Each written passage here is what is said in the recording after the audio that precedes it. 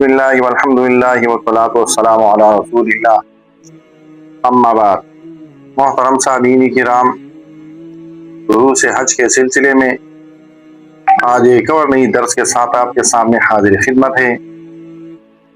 آج کا ہمارا درس احرام باندھنے سے متعلق ہے کہ احرام کس طرح صحیح طریقے پر باندھا جائے جو سنت کے مطابق بھی ہو اور جس میں چلنا پھرنا بھی آسان ہو۔ تو ناظرین کرام، حج اور عمرے کے لیے ایک ہی طریقے سے احرام باندھا جاتا ہے، اور احرام دراصل میں حج اور عمرہ کی عبادت میں داخل ہونے کا باقاعدہ اعلان اور روحانی کیفیت کا اظہار ہوتا ہے۔ قرآن کریم نے احرام کی اہمیت ایک اور طریقے پر بیان کی ہے کہ یا ایھا الذین آمنوا لا تقتلوا الصید وانتم حرم، اے ایمان والو، جب تم احرام کی حالت میں ہو تو تم پر شکار کرنا حرام ہے یا تم کو شکار نہیں کرنا چاہیے۔ تو اس آیت سے معلوم ہوتا ہے کہ احرام ایک خاص عبادت کی حالت ہے جس کے اپنے احکام ہے۔ احرام کیا ہے؟ تو یاد رکھیے، احرام کا مطلب ہے حج یا حج اور عمرہ دونوں کی نیت کرنا، ایک مخصوص قسم کا لباس پہننا، کوئی جائز اور شرعی کاموں سے رکنا۔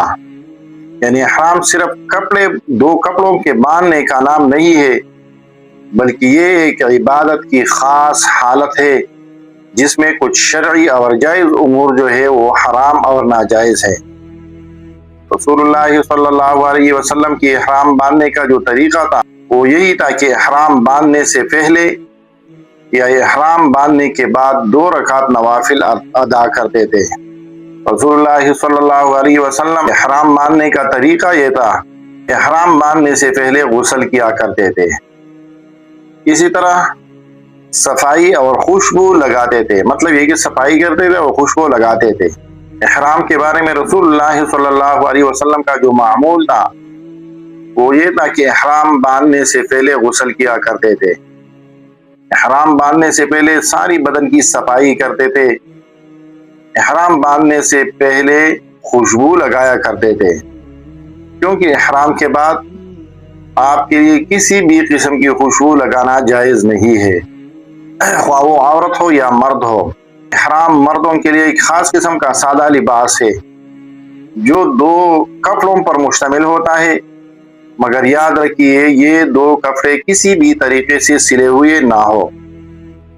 ایک کپڑے سے اپنے آپ کو نیچے ناف کے نیچے ڈھانپنا ہوگا اور ایک کپڑا چادر کے طور پر استعمال کرنا ہوگا۔ عورتوں کا احرام کیا ہوتا ہے؟ تو عورتوں کے لیے احرام جو ہے وہ بس سادہ اور پردے والا لباس ہے، اور اسی حالت میں چہرہ کھلا رکھنا ہوگا۔ ایسا نہ ہو کہ آپ طواف کر رہے ہو، آپ سعی کر رہے ہو اور آپ نے عام حالت کی طرح اپنا چہرہ ڈھانپا ہوا ہو، بلکہ جب بھی عورتیں طواف کرنے لگے تو اسی وقت اس کا چہرہ بالکل کھلا ہوا ہو، سعی کرنا ہو تو سعی کے دوران اس کا چہرہ کھلا ہوا ہو۔ اسی طرح احرام باندھتے وقت حج اور عمرہ کی نیت کرنا، یا صرف حج کے لیے اگر احرام باندھنا ہو تو آپ نے اس وقت صرف حج کی نیت کرنی ہے کہ اللہم انی ارید الحج۔ اگر آپ نے صرف عمرہ کرنا ہو تو آپ نے عمرہ کی نیت کرنی ہے کہ اللہم انی ارید العمرۃ۔ اور اگر آپ نے حج اور عمرہ دونوں کے لیے احرام باندھنا ہے تو پھر یہی الفاظ کہے اللہم انی ارید الحج والعمرۃ فتقبلہما منی ویسرہما لی۔ لیکن یہ الفاظ زبان سے کہنا لازم اور ضروری نہیں ہے، بلکہ یہ الفاظ بس نیت جب کر لی، دل سے نیت کر لی، دل میں الفاظ کہے، یا آپ نے حج اور عمرہ کے لیے جب احرام باندھنا ہو تو یہی بس نیت ہے۔ احرام کے بعد رسول اللہ صلی اللہ علیہ وسلم 2 رکعت نوافل ادا کرتے تھے۔ بعض روایتوں میں آیا ہے کہ احرام سے پہلے 2 رکعت نفل کیا کرتے تھے، مگر یاد رکھیے اصل حدیث جو ہے وہ احرام باندھنے کے بعد 2 رکعت نوافل ادا کرنے ہیں۔ احرام کے بعد آپ کو چاہیے کہ کثرت سے تلبیت کہے، لبیک اللہم لبیک لا شریک لک لبیک۔ اس کے بارے میں پہلے ہم نے ایک ویڈیو بیان بھی کی ہے، اور یہی تلبیہ جو ہے یہی احرام کا ایک آغاز ہے۔ احرام کے بعد کیا چیزیں حرام ہو جاتی ہے؟ مطلب یہ کہ بندہ جب احرام باندھتا ہے تو احرام باندھنے کے بعد بندے کے لیے کون سے جائز امور حرام اور ناجائز ہو جاتے ہیں؟ تو یاد رکھیے، احرام باندھنے کے بعد خوشبو لگانا، ناخن یا بال کاٹنا، شکار کرنا، ازدواجی تعلقات قائم رکھنا، جھگڑا اور ہر قسم گناہوں سے اپنے آپ کو بچانا ہے۔ سورہ بقرہ میں اللہ جل شانہ فرماتے ہیں فَلَا رَفَثَ وَلَا فُسُوقَ وَلَا جِدَالَ فِي الْحَجِّ، کہ حج میں نہ تو فحش باتیں کرنی چاہیے، نہ فحش امور سر انجام دینی چاہیے، نہ گناہ اور جھگڑے کرنی چاہیے۔ تو احرام کے باندھنے کے بعد بہت سی چیزیں آپ کے لیے ناجائز اور حرام ہو جاتی ہے، اس کا خاص خیال رکھنا ضروری ہوتا ہے۔ حج اور عمرے کے لیے جب ہم احرام باندھتے ہیں تو اس میں حکمت کیا ہے؟ تو ناظرین کرام یاد رکھیے، احرام ہمیں یہ سبق دیتا ہے کہ تمام انسان برابر ہے، کیونکہ اگر آپ ادھر کوئی غریب ہے یا مالدار، کسی کا قد اونچا ہے یا چھوٹا، کوئی مزدور ہے یا کسی ملک کا صدر، سب احرام کی حالت میں ہوتے ہیں۔ احرام سے تکبر ختم ہو جاتا ہے، کیونکہ آپ دو کپڑوں میں اپنے آپ کو ڈھانپتے ہو، خواہ کتنی ہی آپ مالدار اور امیر ترین بندہ کیوں نہ ہو۔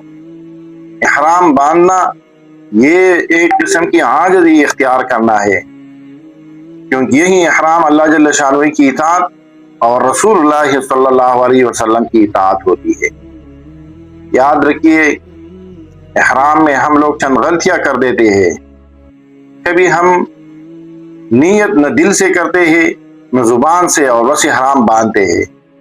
کچھ لوگ احرام کے بعد خوشبو لگاتے ہیں، کچھ لوگ یہ ہے کہ اس کو احرام کے احکام معلوم نہیں ہوتے کہ احرام میں کیا کام کرنے جائز ہے اور کیا نہیں کرنی چاہیے۔ کچھ لوگ ویسے ہی احرام کے حالت میں بہت بے احتیاطی کر دیتی ہے۔ یاد رکھیے، احرام صرف ایک لباس کا نام نہیں ہے، بلکہ احرام ایک خاص قسم کی عبادت ہے جس کے بغیر حج اور عمرہ آپ سر انجام نہیں دے سکتے۔ لہذا احرام باندھتے وقت ان باتوں کا خیال رکھیے۔ ایسا نہ ہو کہ آپ احرام باندھ دے، لاکھوں روپیہ خرچ کر لے، لیکن اس کے باوجود آپ کی عبادت وہ صحیح طور پر آپ نہ سر انجام دے سکے، اور نہ اس کی وجہ سے آپ کا عبادت کہیں قبول نہ ہو جائے۔ اللہ جل شانہ ہمیں حج اور عمرہ کے اعمال سنت کے مطابق ادا کرنے کی توفیق عطا فرمائیے۔ اللہ جل شانہ ہمیں قرآن اور سنت کے مطابق زندگی گزارنے کی توفیق عطا فرمائے۔ اقول قولی ھذا استغفر اللہ لی ولکم ولسائر